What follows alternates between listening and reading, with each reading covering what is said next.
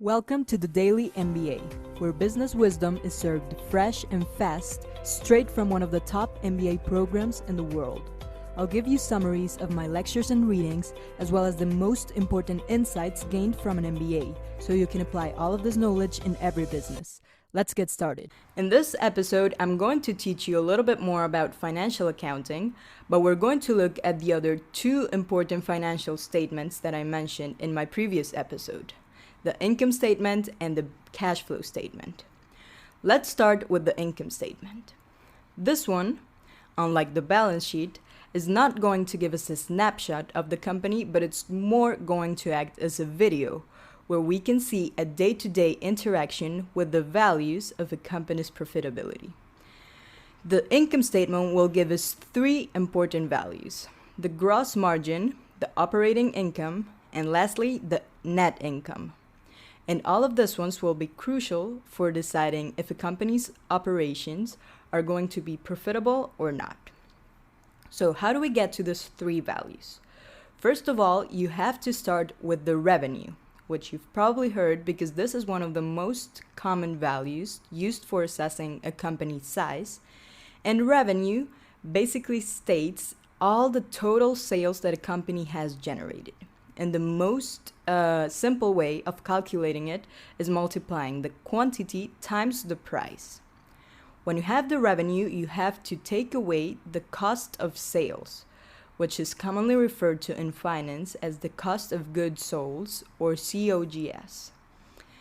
When you take away all of these costs that are strictly related to the sale of the item, you'll get the gross margin, our first important value, because the gross margin will tell us how much the company can actually earn just from its sales.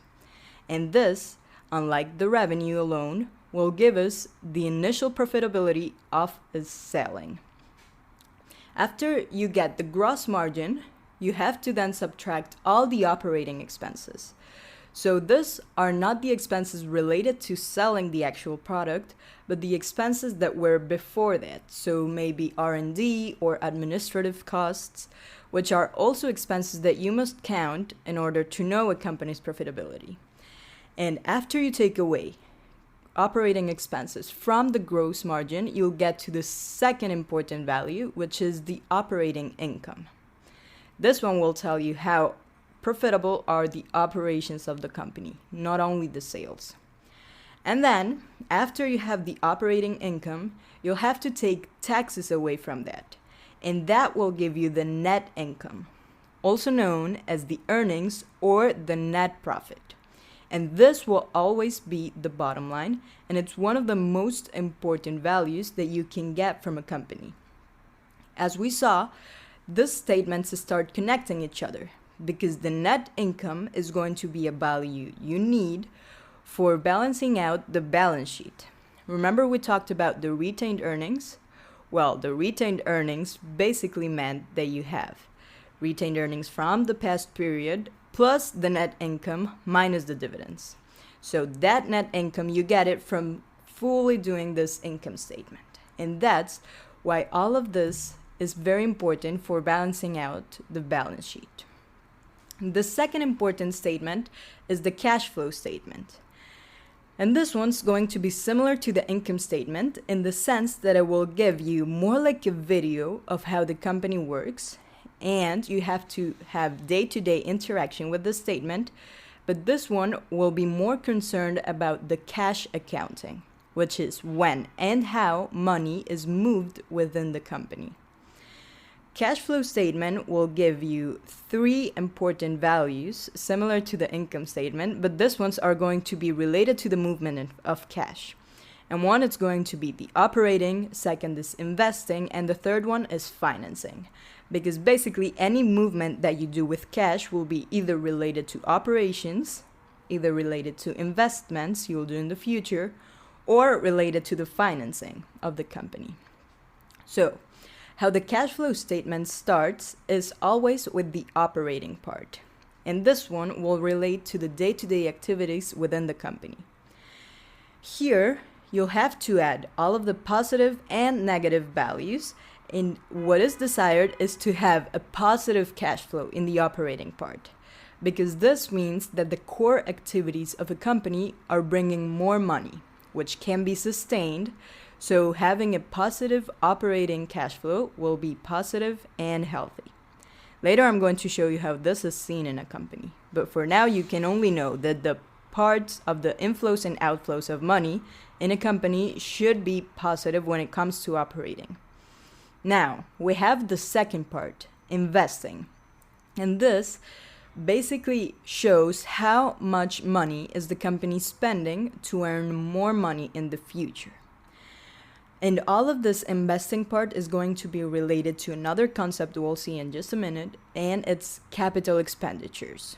These are going to be large cash outflows that will bring benefit to the company in many years to come. And here, basically, when you are doing an outflow of money, it means that you are acquiring a new asset or you're investing even more. And inflow would be when you sold an asset. So you have positive investing because you sold something that you already had. But if we had to compare, here the outflow is positive for a company. So basically, if you get a negative value in investing, this is going to be good because it means the company is spending now to earn more in the future. The third part of the cash flow statement is always going to be financing, which is going to be related to the two financing methods that I mentioned in my last episode, debt and equity. An outflow in this part will mean that the company is repaying its debt. So this is also very positive. If you see big negative values here, it's going to mean that the company is repaying its debt. Or it might also mean that it issued or repurchased stocks. But basically, they're paying out all of these liabilities, which means it's very positive. When you add all of that, the operating plus investing plus financing, you'll get the free cash flow, which will show the entire sum, and basically, in normal terms, would be how much money are you left with. And this can be either positive or negative, depending on the company, but it doesn't really matter if it's positive or negative, but how the money was used for and why. Because you might get a negative cash flow, but if it was related to investing, or because you were paying out all your debts, maybe it's not a bad sign. If it was a negative cash flow because you have a negative cash flow in your operations, then this would be bad. And even though this still sounds too ambiguous, I'm going to share an example, specific example from companies in the stock market today so we can analyze all of these statements. But before we dive into that, we already know how the balance sheet works, how the income statement works, and how the cash flow statement works. Now, I want to go into small details that are going to give us hints of other difficult parts, because the challenge of accounting, it's not only knowing the concepts, but knowing where to affect each statement, when, and how. So one of the 4 concepts that I want to explain is the sales process, because sales are always reflected on their income statement. And what matters is 2 things. First, when. When has the store satisfied its obligations? When were the risk and rewards transferred? Only then you can write it down in your income statement. And the second one is how much. This one's a bit easier because it will just mean that you have to know how much money was exchanged, and this will be related to the considerations that you received in exchange for the product. But always you have to remember sales will affect 2 financial elements in every financial statement. For example, if you were writing a sale in the balance sheet, you would have to explain the expense and the revenue in the income statement and the inflow and outflow in the cash flow, but always balancing it out. So remember, every sale is going to be reflected in 2 parts of a balance sheet. Another important thing and similar is the procurement process, because procurement basically means when you buy inventory to resell it for a markup. Inventory, as most of you might know already, is the item you acquired or manufactured by a company with the intent of selling it to another client for a higher price. But inventory, you have to differentiate it. It's different from property, plant, and equipment, because property, plant, and equipment are going to be those assets that are going to be used for creating value for the company, not the ones intended to be sold. And the inventory will be only transferred when you have the proof of ownership. So until it is sold and it goes to the purchaser, it will belong to you. This is very important because it will affect the cash to cash cycle of a company.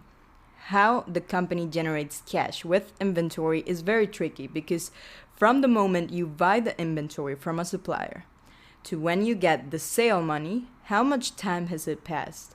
Or how has the money been flowing around your company? All of this is the second process that would be interesting to look further into any company that you're analyzing. After the sales process and the procurement process, I'm going to also talk about capital expenditures, which I just mentioned briefly. It's property, plant, and equipment. Capital expenditures basically are fixed long-term assets that were used as an investment for the company.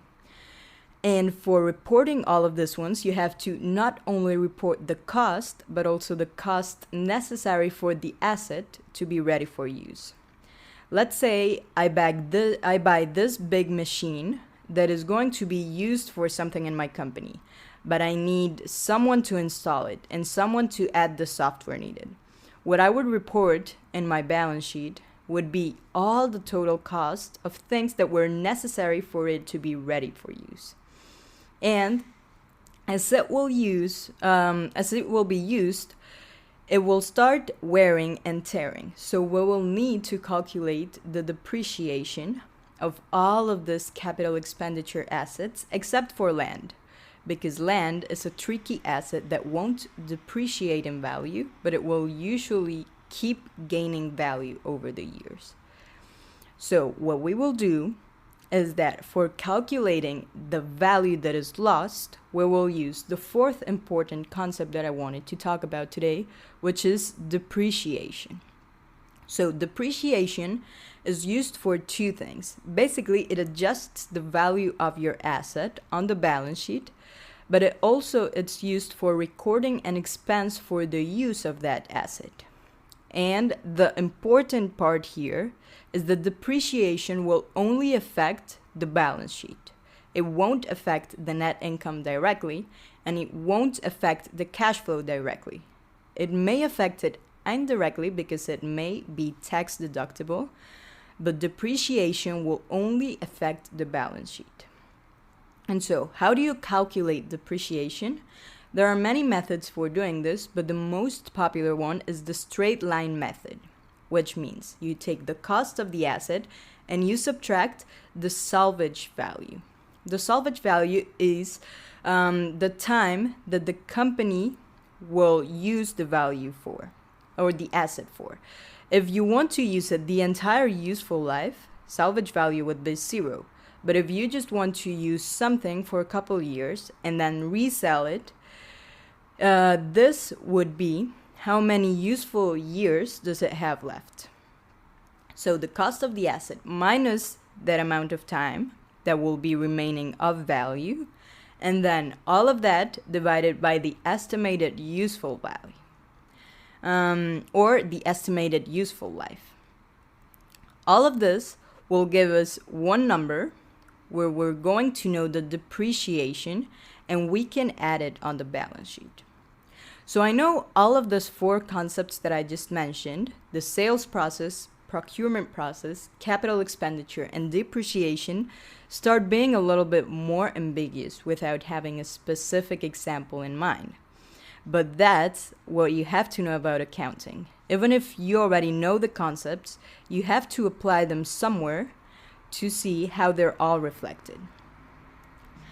For doing this, I want to show you one last example where we can see how all of this is reflected in the actual stock market. So I'm going to show you in Finance Yahoo how all of this would be reflected with one of my favorite companies, Microsoft. So if you enter to finance.yahoo.com, you're going to be able to browse all of these companies, and on the tab that says financials, you're going to see all of the financial statements of this company. You'll be able to see the income statement, the balance sheet, and the cash flow. And here, I invite you to go and look for this company's financial statements. Since they're in the stock market, all of this information is public. So you can see their total revenue, their gross profit, their operating income, and also their net income. In the balance sheet, you can also see the total assets, total liabilities, and total equity of a company. And in the cash flow, you can see the operating cash flow, investing cash flow, and financing cash flow. And you can open up all of this to break it down and know which are the specific numbers. In my next episode, I'll share my screen and I'll do all of this with you, and we'll analyze the company together. And I'll also share with you some of the 4 most important ratios that are needed for analyzing if a company is profitable and attractive or no.